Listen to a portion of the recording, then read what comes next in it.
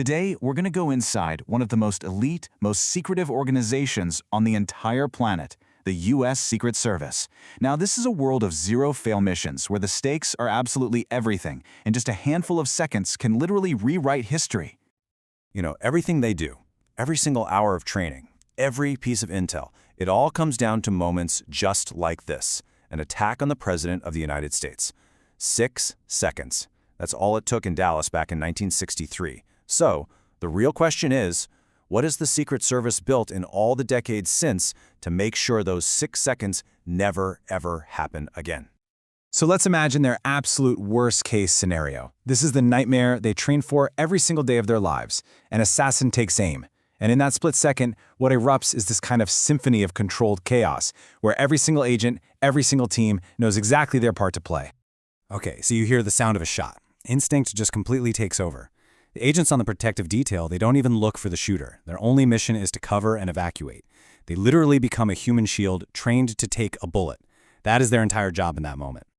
And right as the protective detail is forming that shield, another team becomes the spear. This is the counter-assault team, or CAD.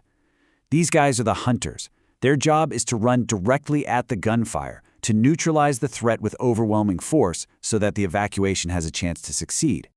And this, right here, this is the brutal reality of their work. A successful day for them is a forgotten day. It's just another Tuesday. Nobody talks about it. But a single failure, just one moment of hesitation, that doesn't just mean a life is lost. It threatens the stability of the entire country. Their whole history is defined by preventing that one catastrophic event. To really understand the modern Secret Service, you have to go back. You have to go back to the event that basically forged it in fire. Dallas, 1963. The assassination of President John F. Kennedy? I mean, it wasn't just a national trauma. For the agency, it was their foundational failure. And just look at the difference here. It's absolutely fascinating. Think about this. Back in 1963, the agency was this tiny, almost bare-bones operation. The president's riding around in an open-top limo. His route was published in the newspaper for anyone to see, and they weren't even inspecting the buildings along the way. Now, compare that to today. It's this massive, multi-layered fortress built on total secrecy and just overwhelming security. That tragedy in Dallas forced a complete reinvention from the ground up. And that reinvention was deeply, deeply personal. This quote from Clint Hill, he was the agent who threw himself onto the back of the limousine but was just tragically too late.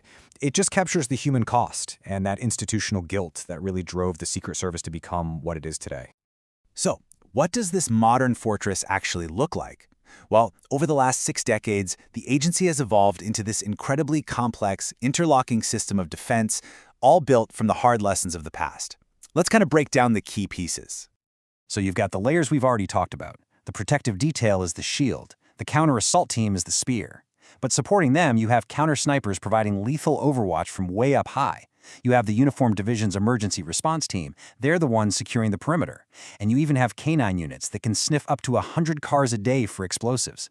Each one is a totally critical piece of this puzzle. And right at the very center of it all, you have this mobile fortress known as the Beast. It's the direct answer to that open-top limousine in Dallas. We're talking about a 20,000-pound vehicle that's bulletproof, blast-resistant, completely sealed against chemical attacks, and it even carries a supply of the president's blood type.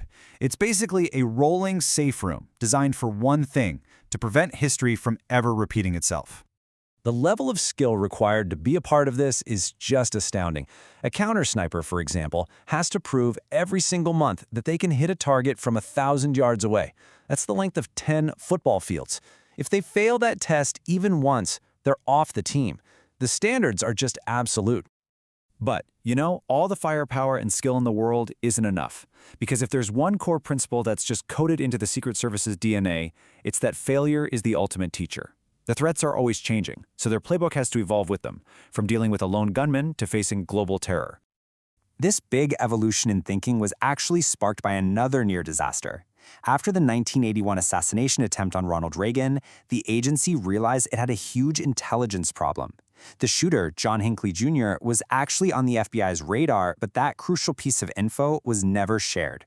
So that led to this whole new system for classifying threats. It's pretty straightforward. A Class 1 threat, you get a visit. Class 2 means you have a concerning history, so you get more attention. But a Class 3 threat, that means you've shown intent and ability, And now you are being watched very, very closely. And then came 9/11. The agency was built to stop a single shooter. But a coordinated, multi-pronged terrorist attack like that, it exposed a whole new world of vulnerabilities. And it also revealed a critical flaw. Political considerations could dangerously override security protocols. They learned that the hard way when President Bush insisted on returning to D.C. that day against the agency's urgent advice. So the aftermath of 9/11 brought some sweeping changes. The biggest one? Secret Service agents were given the final say on evacuation. No political staffer could ever overrule them again. The agency was also moved into the new Department of Homeland Security to improve coordination, and a brand new branch was created just to watch the skies. But for all its power and all its evolution, this fortress is not invincible. In recent years, the Secret Service has been under just immense strain, and it's been facing a series of pretty high-profile failures and some really damaging internal crises. The agency's motto is worthy of trust and confidence. But in recent years, that image has been seriously tarnished.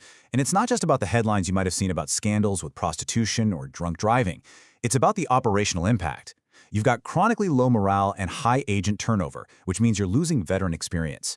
The starting pay is shockingly low, around $48K a year for such a high-risk job, making it tough to recruit the best. All this as their mission just keeps expanding, stretching an exhausted force to its breaking point.